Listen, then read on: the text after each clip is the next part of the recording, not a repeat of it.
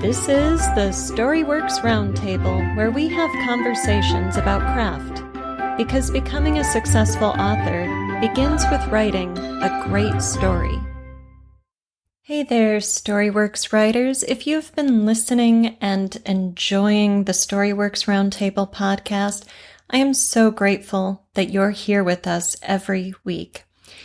And the best thing you can do to help us up our visibility and get exposed to more writers like you is to subscribe. It only takes a second in iTunes or wherever you get your podcast. Just click that subscribe button. While you're there, if you want to leave a rating and review, I like those as a consumer. I like to check out what listeners of a show have to say about it.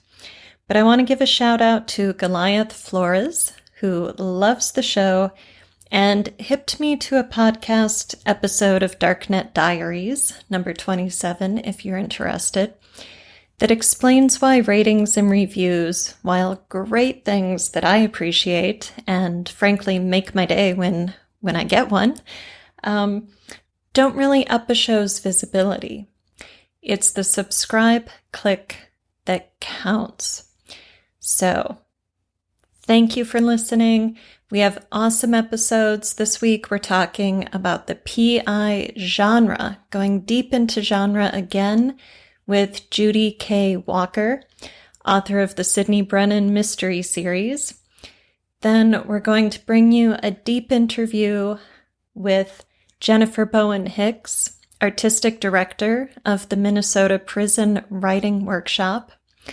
And Judy's going to come back so we can talk about writing strong female protagonists and what that really means. So, great content in the coming weeks. Remember to subscribe, and thank you.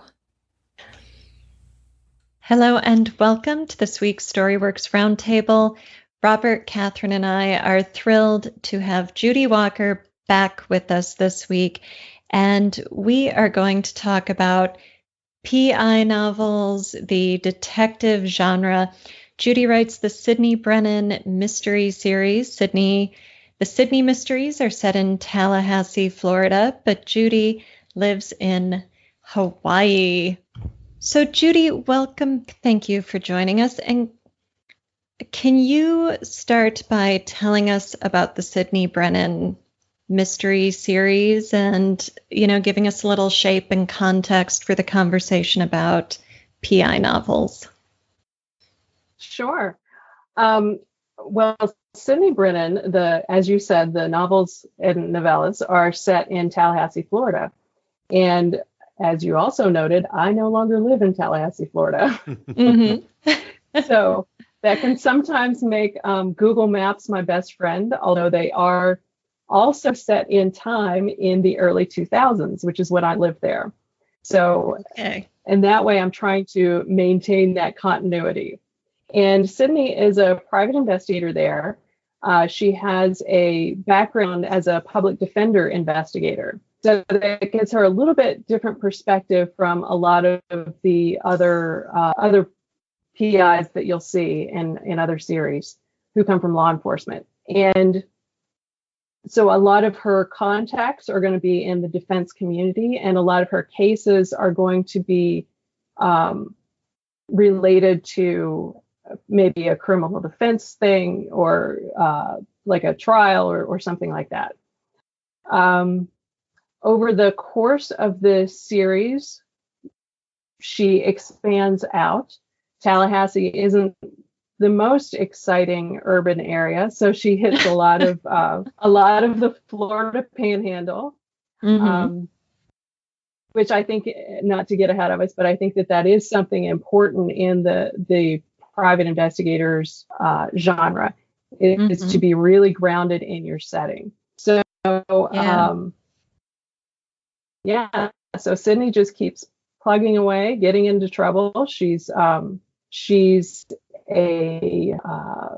I'm trying to use appropriate language for broadcast. She's a little snarky. Okay. And she doesn't know when to quit. So that's Sydney in a nutshell. Mm-hmm. And how did you come to writing her as a character and coming into this genre? I mean, do you have any background yourself, for example, in law enforcement or detective or investigations? And yes, and why the genre, and what do you love about it? Right. Well, I've always loved the genre. When I used to be a lawyer, and I tell this story sometimes that law school broke me of reading, and Yeah. I was unable to read fiction, and it was so sad because I've read so much for so much of my life. And so my husband and I went to a used bookstore. This was back in New Orleans, and I came across a John McDonald book, and I was like, oh, I don't know. So for those of you who aren't familiar with him, let's see if I can go off screen for a moment. Here's one that might show up.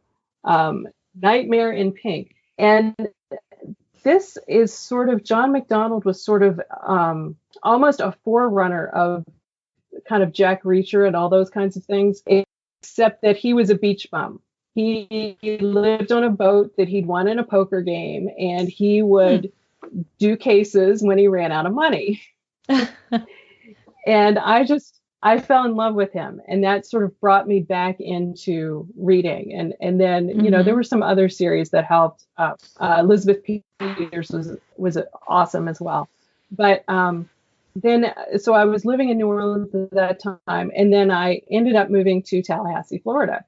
And I worked as a capital defense attorney while I was there. And that was much of what I'd done during law school as well. So it's very much grounded. The series is very much grounded in that defense background, because that's what I knew. I worked for a state agency for about 3 years until they shut us down.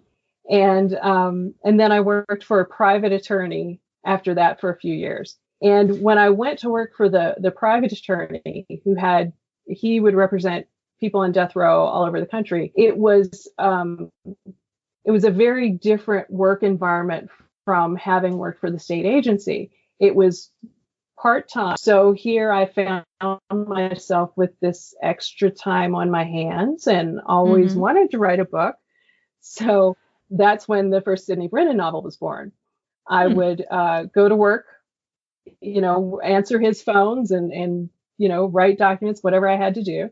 And then I would drive around the corner to a coffee shop that appears by another name in Sidney's books. And I would sit there with my laptop, and that's how I wrote the first Sidney Brennan book.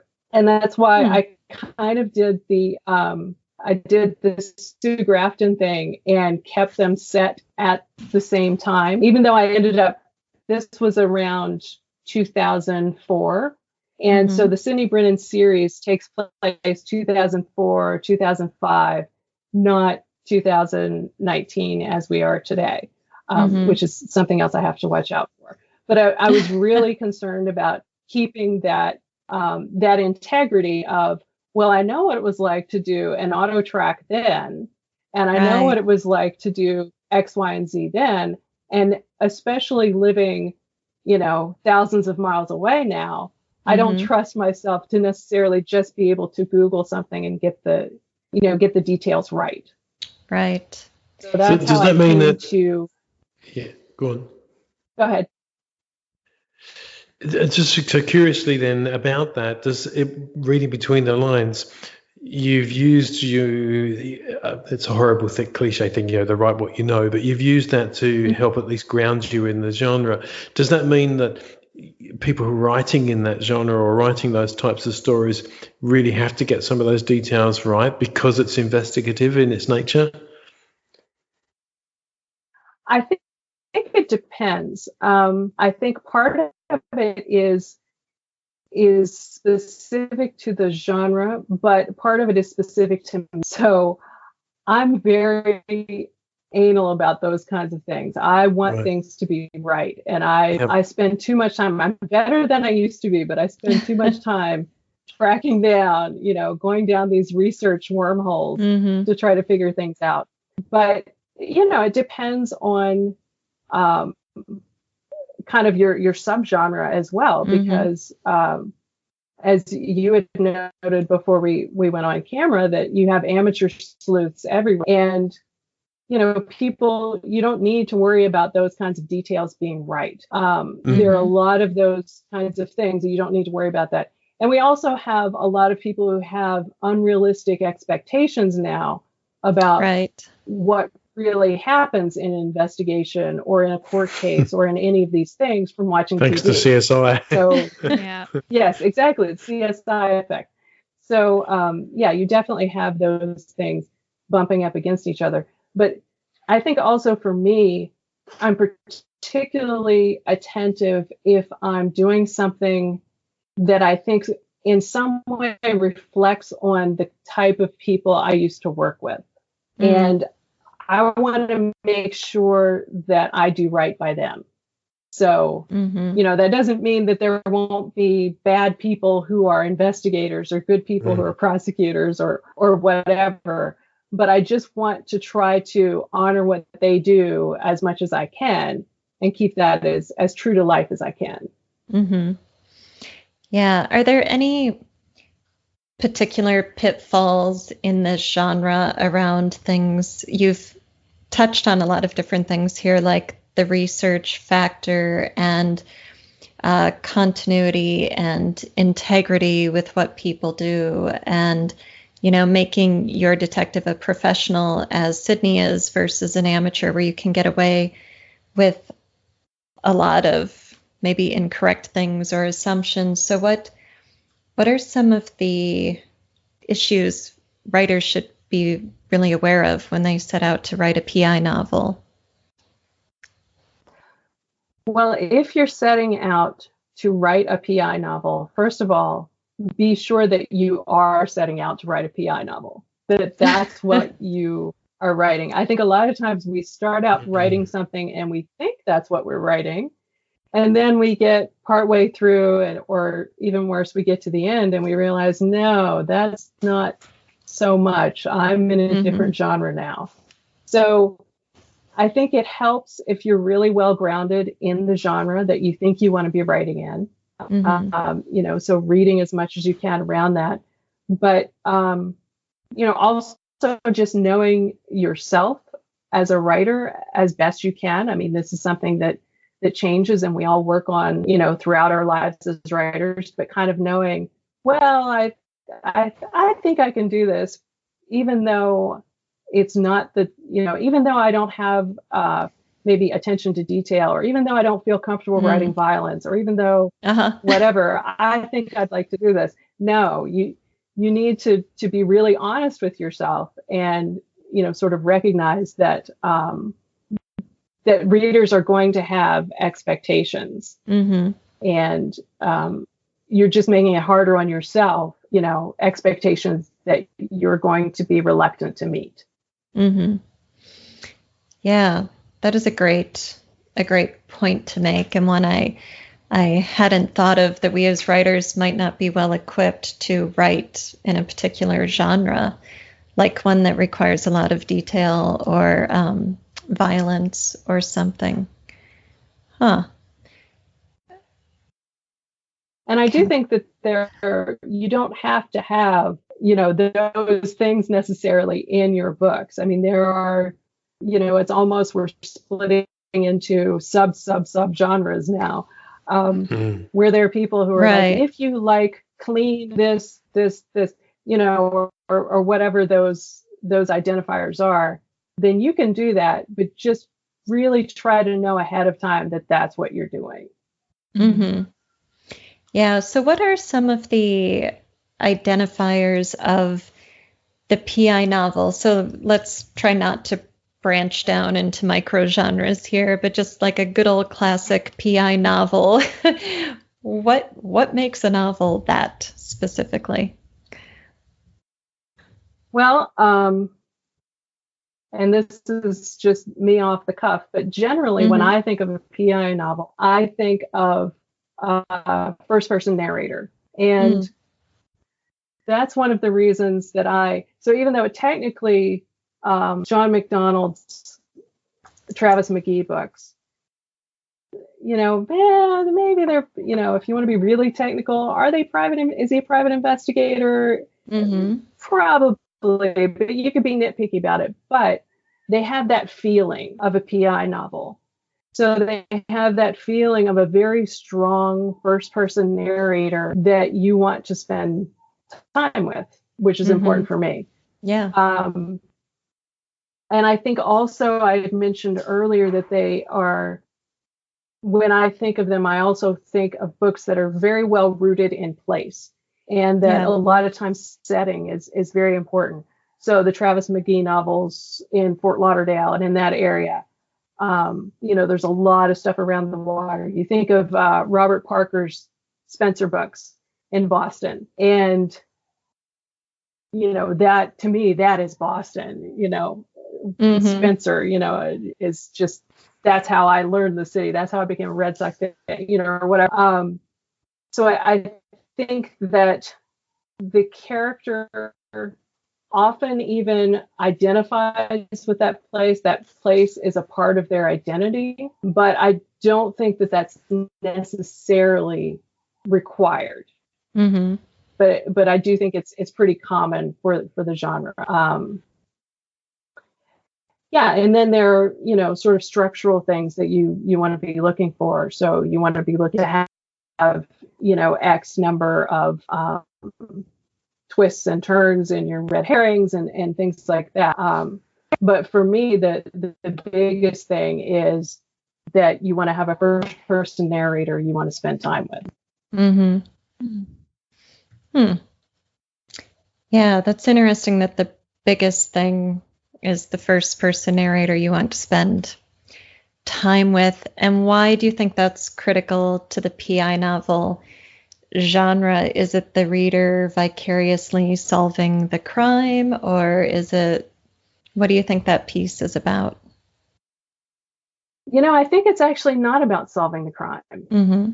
Because a lot of times when I read these books, I don't really care who did it. As a reader, I just want to hang out with them. I just want to hang out with Spencer and see what crazy thing he's going to cook next that I'll say, oh my God, I can't imagine doing that. Or I just want to hear what Travis McGee has to say about industrialization and, the loss of habitat in Florida, or whatever it is. Mm-hmm. But, that's a very personal thing for me as a reader. Now, I don't know that that's true for everyone, but I tend to think more of, a police procedural than, yes, you want to know who did it. Right. That's you're following, but it tends to be a third person. It's much more about the puzzle maybe sometimes, and that's true in some of the amateurs. But I think with the PI, I care less about who did it, but that's not to say I don't want revelations. I love revelations. And the revelation doesn't necessarily have to be who did it. Right. But that's part of, that I tend to like PIs who probably have a bit of philosopher to them.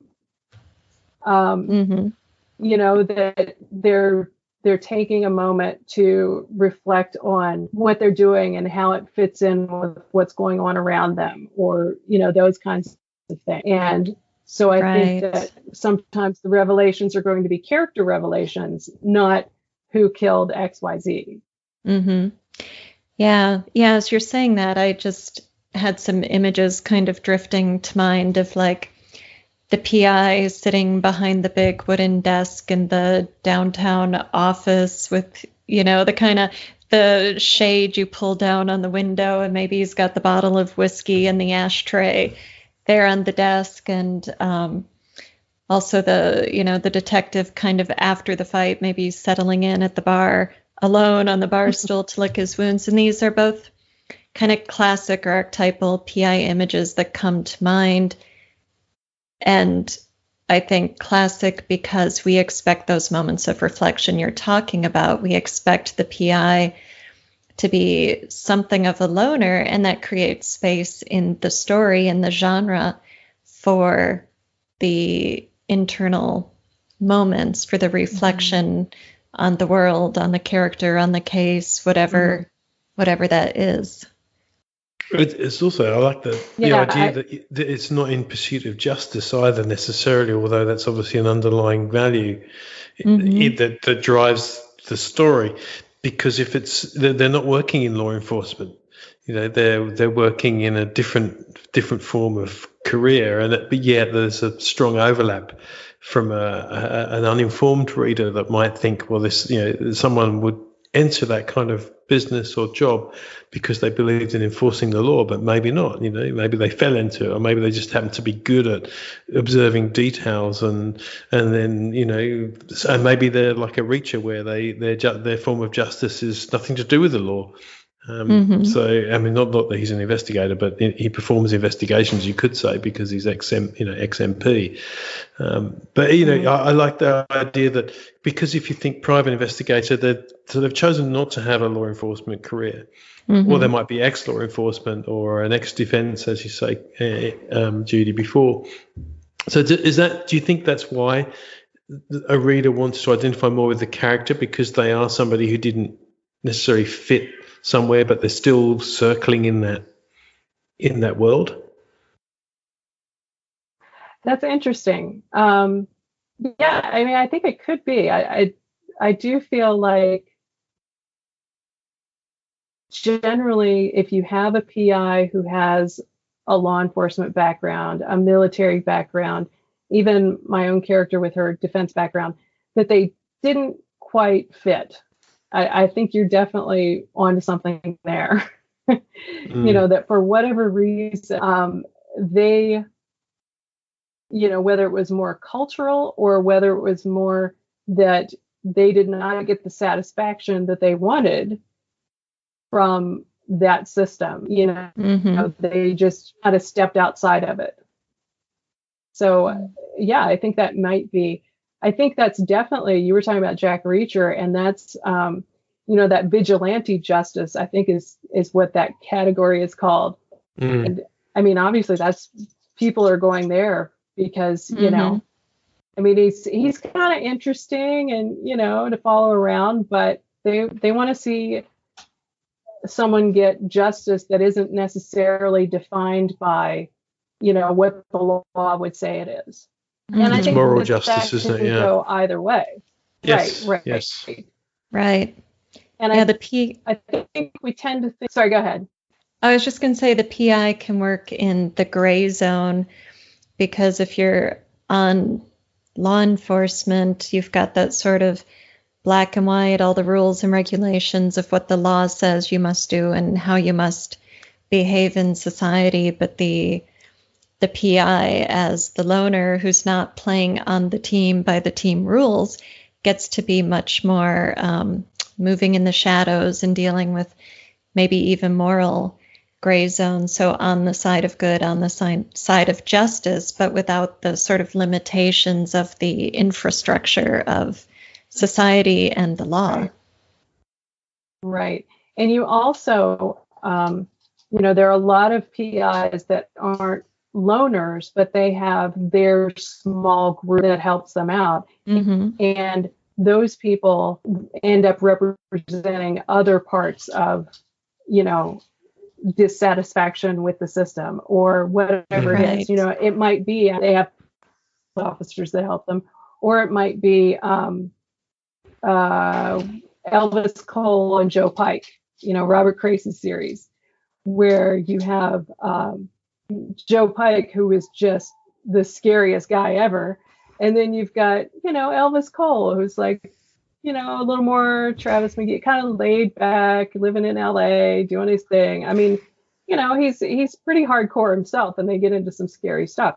But you add in these, I hesitate to say sidekicks, but you add in these secondary characters that can supply what that primary character isn't. And so you sort of create an overall effect of something that you wouldn't necessarily have with this single character. Yeah, Yeah. Now, Sydney is working in a profession that is associated with the law or with legal representatives. So do you find, how do you work with these questions of the system and the law versus what Sydney wants or needs to do or feels is right? How does that influence your stories? Yeah, that was a big one in this one that I'm editing now. That she's investigating, she's tracking down a runaway, and technically, especially in, I don't know, in other states, but I always check my statutes and everything before I dive in. And in Florida, you have to be very careful about aiding a runaway. And so this is something that she's dancing around, and this attorney is dancing around as well, because it would be very easy for them, especially since they have a history of making people annoyed, who don't necessarily want them to be practicing anymore. But it would be very easy for them to lose their license. In that sense, it adds another layer of conflict and suspense, because you have to hide what you're doing. Mm-hmm. There are definitely times when, I have seen over this course of the series, the characters progress as far as where her lines are and how far she'll go.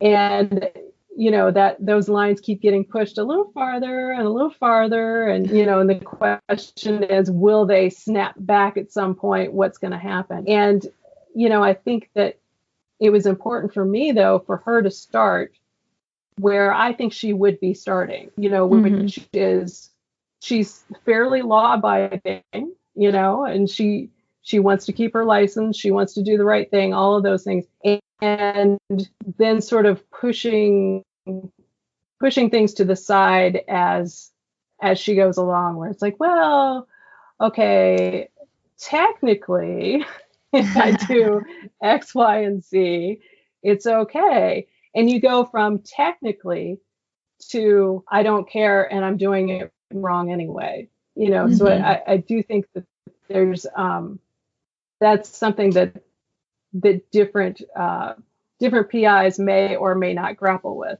And it depends on where you come in on their arc as well, because some characters don't have an arc. They're just, right. It's a series of 20 books with the same character, and that's fine. But I do think it can be challenging for readers sometimes who come in at different parts of the arc to try to figure out, okay, where is this person? What are they willing to do? Right. And when a series does have a character arc over that series, it's probably best for the reader to start with book one then, so that there isn't that confusion or a seeming inconsistency in the character's behavior. Before we wrap up this episode, Kathryn, Robert, do you have questions for Judy or thoughts you want to throw out to the to the round table? We had a very brief interlude off air about, you can often think, I think, with these thriller mystery stories that people are meticulous plotters and the way they get these revelations and twists and turns to happen. But Judy was quite clear that doesn't always happen in first draft form. So I'm curious, Judy, just briefly, what is your process, your writing process? My process is very organic and has been probably different for every book. So for this last book, the one that I'm editing now, I tried to do an outline because, that's what everyone says to do an outline and you'll write faster. And I've tried different kinds of outlines. And this, to be fair, this was a very loose, it was like a 10-point thing. And I'm finding that it just does not work for my process at all. So I'm going back and having to rewrite things because it wasn't organic. And that's very important for me. So, I'm not a speed demon. I'm not going to be racing through, 130,000 words in a month or something. But I do I think that for me, at least, it's important to trust the process and to trust. I love Stephen King's analogy of the boys in the basement. So this idea that there's somebody back there, and you just let them do their thing and trust that it's going to happen, and it'll happen. And so just write, and you'll be planting. I find that I plant seeds in the book, and I don't know why. I don't even necessarily know they're a seed. And then later I realize, oh, that's why that was there. This is a trigger for this. This is a trigger for that. And it happens for me pretty organically. And that's not to say that I might not go back on the next draft and, make something a little more clear or tweak it. But I like just organically, just start to finish, go through and see what happens. And if it doesn't work, you can always rewrite. So what have you got to lose? Do you usually know your ending? Do you know where you're heading toward in the story? No. Wow. That would freak me out. Yeah. Surprising answer. That's good. No, it's good. It's great. I think it's such an individual thing. It's art, and everyone does it in a different way, and I think you can learn from everyone's approach. Yes, definitely. Any final words about writing the PI novel, Judy? I'm going to put you on the spot there. And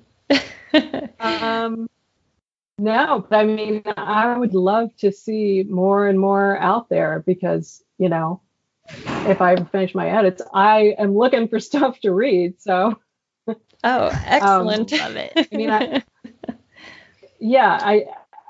think it'll be interesting to see where the PI books go and how much we maintain of that traditional, traditional space where you're coming in and you're meeting the client and you're going through this progression. So I'm excited to see what's out there. Excellent. Me too. Well, thank you so much for joining us again. And everyone can find you at judykWalker.com. Thank you for listening to the StoryWorks Roundtable. Find all our shows, show notes, and videos at StoryWorksPodcast.com.